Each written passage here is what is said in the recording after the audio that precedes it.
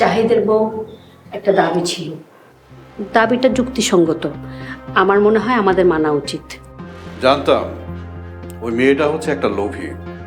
নামাজ পড়া, কথায় কথায় নীতি কথা বলা, এগুলো হচ্ছে ওর ভণ্ডামি। তো শুনি কি তার দাবি? ওদের বিয়ের কাবিনের যে 5 লক্ষ টাকা আছে না, এটাও চাচ্ছিল। প্রত্যেক পুরুষেরই উচিত কাবিনের টাকা পরিশোধ করা, কিন্তু আমাদের ছেলে তো অক্ষম। সো ছেলের হয়ে আমাদেরই কাবিনের টাকাটা পরিশোধ করা উচিত। শোনো, 5 লক্ষ টাকা সে একটা বড় বিষয় না। আমাদের জাহিদের জন্য যদি একটা মেল অ্যাটেন্ডেন্টও বাড়িতে রাখি, সেটা বড় জোর তার 1.5 বছরের বেতনের সমান হবে। এটা তুমি ঠিক বলেছ। হ্যাঁ, ওর টাকা পেয়ে যাবে। তবে আমার একটা শর্ত আছে, ওই মেয়েকে শপথ করতে হবে। এই শপথ করতে হবে আমাদের জাহিদকে ও এই জীবনে কখনো ছেড়ে যেতে পারবে না।